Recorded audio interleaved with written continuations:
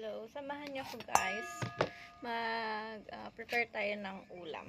So this one, ulam natin. Una, kailangan natin chicken. Fried chicken na to, luto na binili ko. Kailangan natin ng sibuyas, kalamansi, sili, paminta, at mayonnaise. Yan. At asin at pampalasa pang iba. So, una gagawin natin is slicein muna natin ang mga chicken. Yan. Slice muna tayo ng chicken natin. Yan. Oh, mainit. Hot pa hot. Bagong luto. Muuusap pa guys. Yan. Then, mainit. Ano mainit siya eh. Itong binili kong chicken is 25 pesos ang isa. So, dalawa binili ko. So, okay na yan. Dalawa lang naman kami mag-uulam actually. May mga part na buto. Yan. Dahan-dahanin lang natin. So, yung mga butong part eh. Ayan. And then, ilagay natin dito sa malinis na lagayan. Tapos, chop, lagay dyan sa malinis. Ayan. So, maghahaluan natin mamaya. Oh, mainit siya talaga. So, ayan. Masarap to, guys. Actually, hindi na to pwedeng pang ulam. Pwede rin pang pulutan. Ano to eh. Na-discover ko to sa mga manginginom actually. Yeah. Na nagsawa ka na sa pritong manok na ulam. Diba? Pwede rin to sa lechon manok kung ano.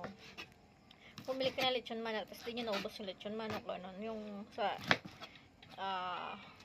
another pwedeng gawin siya. Pwede rin to sa lechon manok natin. Na recipe.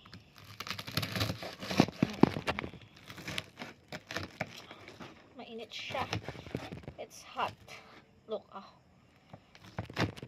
yan. Wow. Mainit hot. It's hot talaga. Yan. And then, next one. Mainit talaga siya.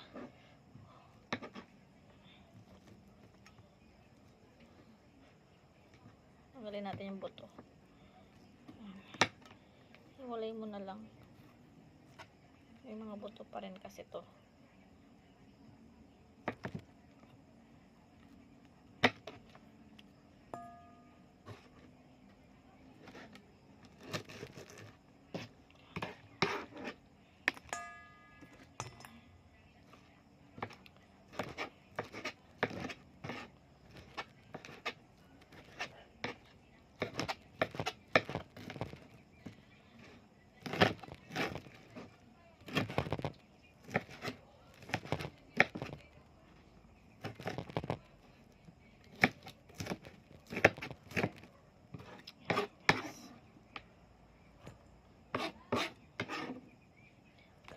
Okay. Done na tayo sa chicken. Next is itong ating sibuyas. Sibuyas.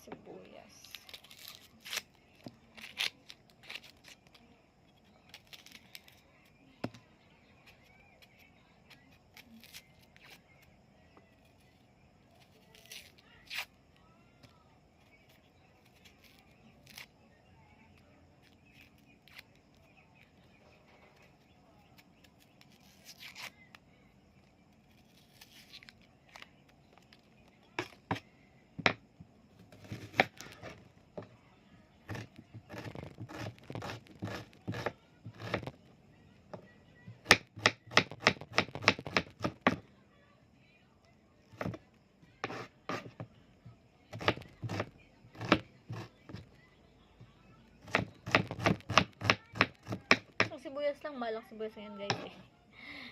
Yan. And then, ay next natin is ang sili. So, 2 pirasong sili. Nasa sa inyo na kung gano'ng kaanghang.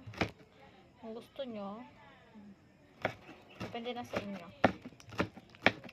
Kung gagawa kayo, depende na sa inyo sa spiciness ng o kaya nyong spicy. Yan. Okay na to. And then, ihalo yun na ito. Kalamansi. Yan. Kalamansi. Yan. And then next, ito na yung ating chicken. Ilagay na natin ang ating sibuyas at sili. Okay. Wait. Para masarap. Pati mga buto ng sili. Ilagay mo para talagang manghang. Then, ito. Kalamansi.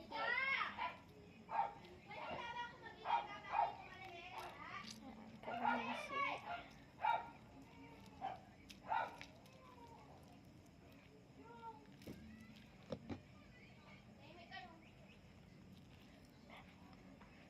Kalamansi.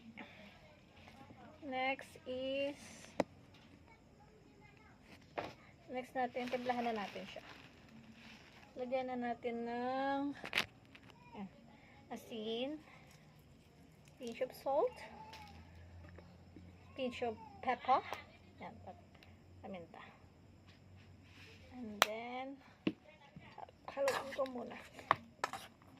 Sobrang gata. Yan. Para mahalo yung kalamansi, asin, sili, sibuyas. Bago natin lagyan ng lagyan na natin ng pampalasa. Saka natin lagyan ng mayonnaise.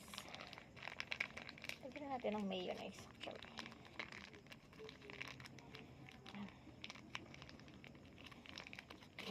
Check natin kung kaya na.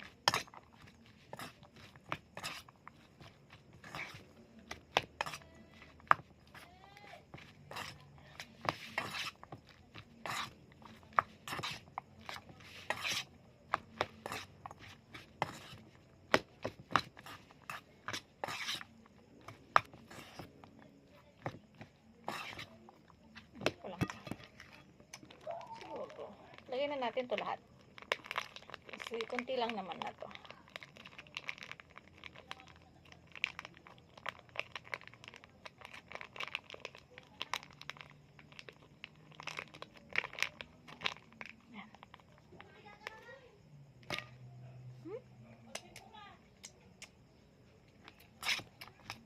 Tikman natin siya. Kung ano yung lasa niya. Ano pa yung kulang niya.